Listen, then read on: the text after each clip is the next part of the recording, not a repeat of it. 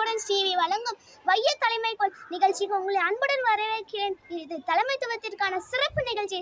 Sponsored by Namakkal Kongu matric Keerambur Kongu Vellalar Sangam. இன்றைய சிறப்பு விருந்தினராக குமார் ருதன்யா அவர்களை நான் அன்புடன் வரவேற்கிறேன். அவர்களுக்கு ஒரு பெரிய கரகோஷத்தை கொடுங்கள், வழங்குங்கள்.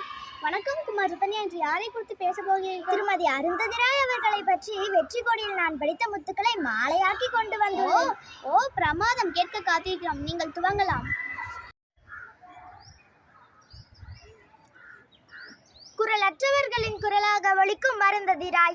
இந்திய முற்போக்கு எழுத்தாளரும் சமூக போராளியுமான அருந்ததிராய் பிறந்த தினம் நவம்பர் 24. அவரை பற்றி அறிய முத்துக்கள் 10. 1961 ஷிலாங்கில் பிறந்தவர். தந்தை டி எஸ்டேட் மேனேஜர். இவருக்கு 2 வயதான போது பெற்றோர் பிரிந்தனர். அம்மா இவரை ஊட்டியில் இருக்கும் தன் தாய் வீட்டுக்கு அழைத்து சென்றார். 5வது வயதில் கேரளா சென்றனர். அங்கு இவரது தாய் ஒரு பள்ளியை தொடங்கினார். முதலில் கோட்டயத்திலும் பின்னர் நீலகிரியிலும் பள்ளி படிப்பை முடித்தார். டெல்லி பல்கலைக்கழகத்தில் கட்டிடக்கலையில் பட்டம் பெற்றார். டெல்லியில் நேஷனல் இன்ஸ்டிடியூட் ஆஃப் அர்பன் அஃபேர்ஸில் வேலை கிடைத்தது. 1984 திரைப்பட இயக்குனர் பிரதீப் கிருஷ்ணனை சந்தித்தார். சில திரைப்படங்களுக்கு திரைக்கதைகளை எழுதினார். In which Annie gives those ones, the banyan tree, the electric moon உள்ளிட்ட பல திரைக்கதைகளையும் தொலைக்காட்சிக்காக எழுதினார்.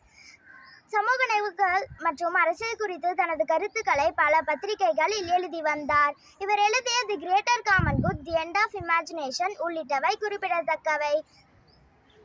தனது கருத்துக்களை மிகவும் வெளிப்படையாகவும் துணிச்சலாகவும் கூறி வருபவர். மேதா பட்கர் தொடங்கிய நர்மதா பச்சாவோ அமைப்பில் மிகவும் தீவிரமாக பங்கேற்றவர்.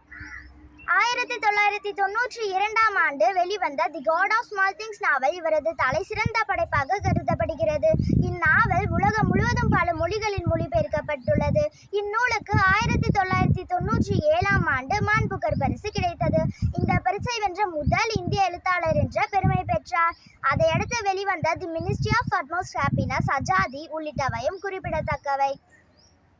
The War Talk, an ordinary person's guide to impair the cost of living, field notes on democracy, a ghost story உள்ளிட்ட பல நூல்களையும் எழுதியுள்ளார். பல்வேறு ஊடகங்களில் இடம்பெற்றவரது பேட்டிகள் தொகுக்கப்பட்டு தி செக் புக் அண்ட் தி குரூசே மைசல் என்ற நூலாக வெளிவந்தது.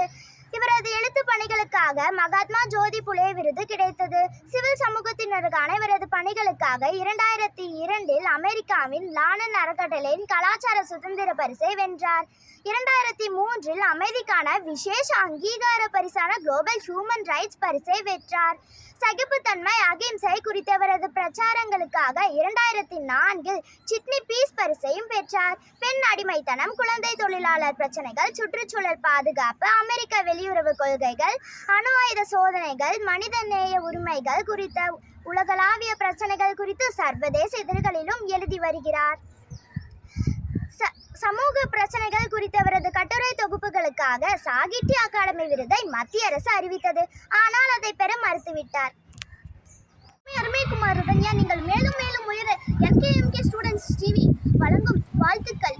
நல்லது, மீண்டும் சந்திப்போம்.